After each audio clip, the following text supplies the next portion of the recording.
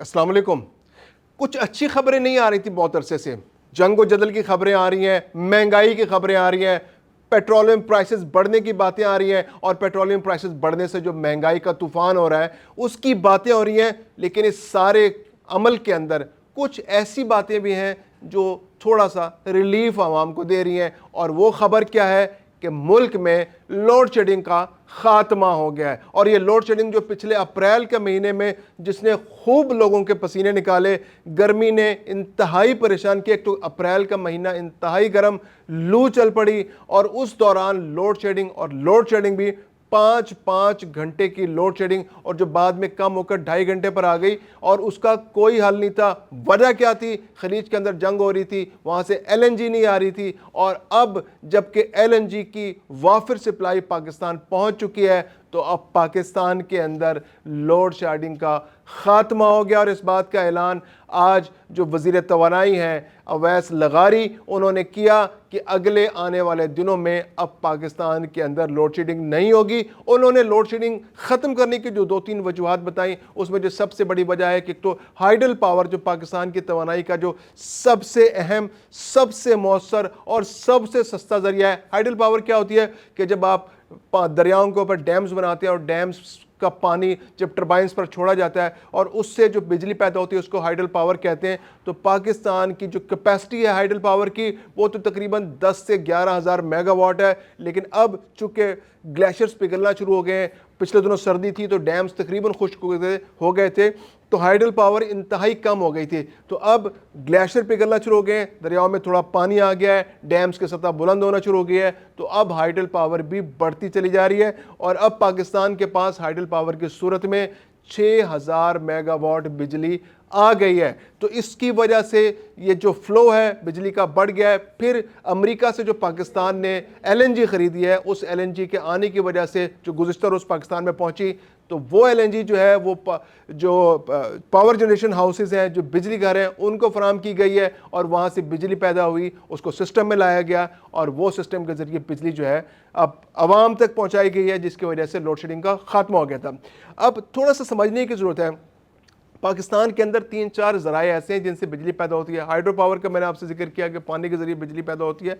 इसके अलावा पाकिस्तान के अंदर बहुत सारे बिजली घर हैं जहां फर्नेस ऑयल के ज़रिए बिजली पैदा होती है, यानी कि तेल के ज़रिए बिजली पैदा होती है। ये एक इंतहाई महंगा ज़रिया है। पाकिस्तान के अंदर गुज़श्ता अदवार में बहुत से फर्नेस ऑयल के बिजली घर बनाए गए, उससे वक्ती तौर पर तो फ़ायदा हुआ, लेकिन एक लॉन्ग टर्म पे पाकिस्तान के लिए मुश्किलात बढ़ गई। पाकिस्तान के अंदर बहुत सारे बिजली घर इस वक्त मौजूद हैं, जो उनमें से बहुत सारे तो ऑपरेशनल भी नहीं है। उसकी वजह यही है कि उनकी बड़ी तादाद जो है वो फर्नेस ऑयल पर चलने वाली है। इसके अलावा पाकिस्तान के अंदर कोयले से चलने वाले बिजली घर भी मौजूद है।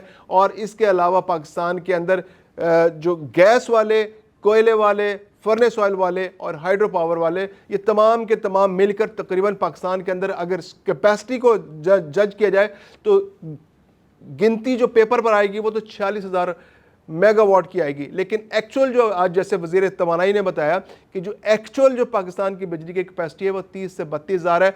यानी कि बिजली घर एक तो पुराने हो चुके हैं, फर्नेस ऑयल पर बहुत सारे हैं, उनसे आप बिजली नहीं हासिल कर सकते। यानी कि अगर एलएनजी जो पाकिस्तान के अंदर आई है तो इससे जो बिजली पैदा होगी उसकी कॉस्ट तकरीबन 22 रुपये पर यूनिट है। और अगर यही बिजली फर्नेस ऑयल के जरिए पैदा की जाए तो ये कॉस्ट जो है तकरीबन 45 रुपये पर यूनिट तक पहुंच जाती है, यानी 2 गुना प्राइस पाकिस्तान को देना पड़ती है। तो अब एलएनजी का आना जो है पाकिस्तान के लिए खुशखबरी की बात है। अब खलीज की जंग से इसका क्या ताल्लुक है, जो अबना अरबस के इससे ताल्लुक है? पाकिस्तान के जो एग्रीमेंट है आगे आने वाले कई महीनों सालों के लिए वो कतर के साथ है। पाकिस्तान ने उससे गैस एलएनजी खरीद रखी है और ये कॉन्ट्रैक्ट अगले कई अरसे के लिए है। और पाकिस्तान वहाँ से तकरीबन $12 मिलियन BTU के हिसाब से ये गैस खरीद रहा है। और ये गैस जो है पाकिस्तान की, चूंकि एक लॉन्ग टर्म एग्रीमेंट है, तो ये एक मुस्तकिल प्राइस पाकिस्तान ने उसके गैस लेती है। तो तकरीबन 10 शिप्स जो है पाकिस्तान की गैस लेकर, एलएनजी लेकर पाकिस्तान आती है। पिछले दिनों ये इतनी वाफर आ रही थी मार्च के महीने में या फरवरी के महीने में कि पाकिस्तान की ज़रूरत से ज़्यादा हो गई थी। तो अप्रैल के आगाज़ में पाकिस्तान ने, जब खलीज की जंग शुरू नहीं हुई थी, तो मार्च में पाकिस्तान ने कतर से कहा था जी कि हमें इतनी गैस नहीं चाहिए, बल्कि रिक्वेस्ट की थी कि जी हम वैसे तो हम बाउंड हैं कि हमने जिस तरह से आपसे एग्रीमेंट किया है कि 8 से 10 शिप्स हमने लेनी है, तो ये 2 से 3 शिप्स हमारे लिए इजाफी हो गई हैं। तो आप प्लीज़ इनको कहीं और फरोख्त कर दें, हम इनको नहीं लेना चाहते, जो कतर ने हमसे एग्री भी कर लिया था। लेकिन फिर बाद में सूरत हाल बदली और जब ईरान पर अमेरिका ने हमला किया और जब आबनाए हरमज़ रुक गई, तो पाकिस्तान के लिए गैस की सप्लाई जो पहले 8 से 10 शिप्स पाकिस्तान के लिए वाफर हो गई थी, वो अचानक रुक गई और तकरीबन अब पिछले कुछ अरसे के अंदर अप्रैल के महीने में जो 8 शिप्स आनी थी वो नहीं आ सकी, जिसकी वजह से पाकिस्तान के अंदर LNG का बहरान पैदा हो गया। सुई गैस पाकिस्तान से निकलती है, लेकिन वो सुई गैस इतनी ज़्यादा नहीं है कि उसके ज़रिए पाकिस्तान के अंदर बिजली को पैदा किया जा सके और पाकिस्तान की ज़रूरियात को मुकम्मल तौर पर पूरा कर दे, क्योंकि इंडस्ट्री को भी चाहिए होती है गैस। और इसके अलावा जो सबसे प्रायोरिटी है वो डोमेस्टिक सार्फिन है, उनको गैस फराम की जाती है, राशनिंग करके दिन में कुछ घंटों में फराम की जाती है और कुछ में वो गायब हो जाती है। तो अब ऐसी सूरत हाल में जब गैस की कमी हुई LNG की, तो पाकिस्तान ने फिर स्पॉट बाइंग की और स्पॉट बाइंग के लिए पाकिस्तान ने राब्ता किया अमेरिका से कहा जी कि हमें आप कुछ गैस फराम कर दें, LNG की हमें ज़रूरत है। तो उसमें अमेरिका से हमें, पहले तो हम कतर से $12 के एवज ख़रीद रहे थे, तो अमेरिका से अब हमें $18 MBTU के हिसाब से ये गैस मिली है। स्पॉट बाइंग है, चूँकि आप जब किसी जगह जाकर फौरी ख़रीदारी करते हैं, एक तो है ना कि आपका मुस्तकिल ग्राहक होता है, क्लाइंटेज होती है, या आपका कोई डीलर होता है, वेंडर होता है आपका, जिससे आप मुस्तकिल खरीद रहे हैं, तो आपको सस्ती चीज़ मिलती रहती है। लेकिन जब आपको बाजार में अचानक कोई एमरजेंसी में कुछ चीज़ खरीदनी पड़े तो वो आपको महंगी मिलती है। तो ये महंगी गैस पाकिस्तान ने खरीदी है, पहले $12 MBTU के हिसाब से मिल रही थी, ये $18 MBTU के हिसाब से मिल रही है। लेकिन यह है कि फिर भी ये फर्नेस ऑयल से बहुत सस्ती है, क्योंकि आप जब ₹22 का बिजली का यूनिट बनाते हैं और फर्नेस ऑयल पे आप 45 का बनाते हैं, तो ये LNG जो है ये आ रही है, तो ये फर्नेस ऑयल से हर सूरत कम होगी और पाकिस्तान के लिए रिलीफ है, अवाम के रिलीफ है कि अवाम जो है उनको बिजली दस्तयाब होगी। इसके अलावा जो कोयले के ज़खायर हैं वो पाकिस्तान के अंदर मौजूद हैं, कोयले से बिजली पैदा हो रही है और कोयले की कैपेसिटी भी वो तकरीबन 8 से 10 हज़ार मेगावाट की है।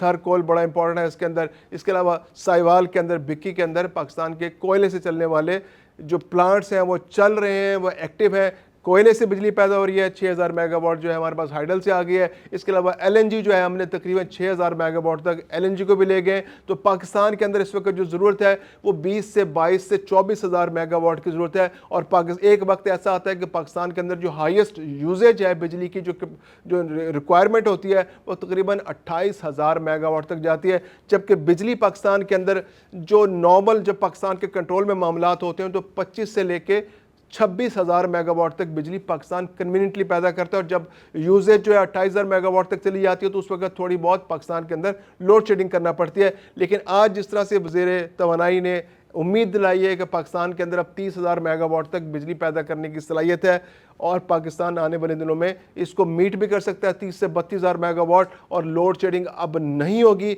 और ये एक अच्छी खबर है, अगरचे लोड शेडिंग ना होने से फिर ये है कि बिजली के बिल भी ज़्यादा आएंगे, क्योंकि लोड शेडिंग होती है तो शायद बिजली के बिलों में भी थोड़ा बहुत फ़र्क पड़ता है। लेकिन बिजली होगी, गर्मी की दोपहरें अच्छी गुजर जाएंगी, रात को पंखा चलता रहेगा और कुछ ना कुछ ठंडी हवा आपको मिलती रहेगी।